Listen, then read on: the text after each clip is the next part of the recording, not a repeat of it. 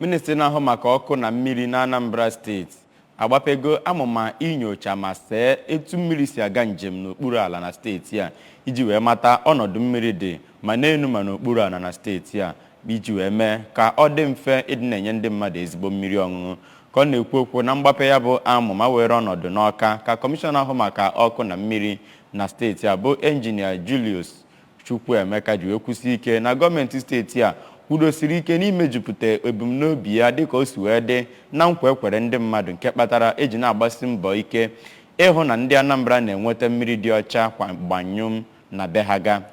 Kenechukwu Chukwudị ga-akọtọpụrụ gị akụkọ a.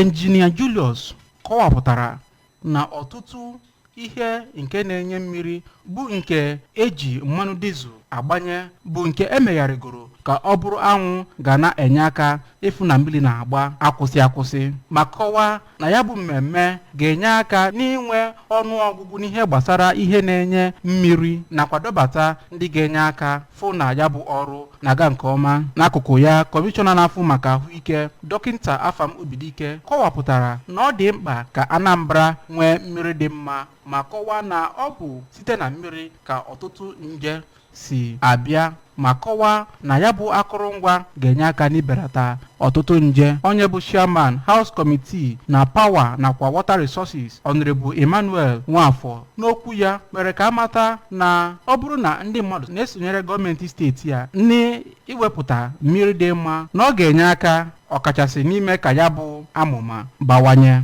Maazị Ikeobi Ejiofọ onye bụ onye isi Anambra State Water Resources Management nakwa odeakwụkwọ nyegara ya bụ ministri Oriakụ Ifeyinwa Ụzọka kọwapụtara na mmiri dị mkpa na ndụ mmadụ ma kọwaa na hydrogeological mapping bụ nke dị oke mkpa n'iji fụ na mmiri akọrọ akọ na steeti a. Maazị Victor Ezekwuo onye nọ dịka onye isi Water Resources Department na Ministri nke Power nakwa Water Resources tinyekwara lead consultant nke hydrogeological mapping Dọkịta Ben Ukwute kọwapụtara na ya bụ amụma bụ nke dị oke mkpa. Kọmishọna na-afụ maka Power nakwa Water Resources Injinia Chukwuemeka bụ nke gbapere na ọnọdụ mmiri nke dị na Aroma.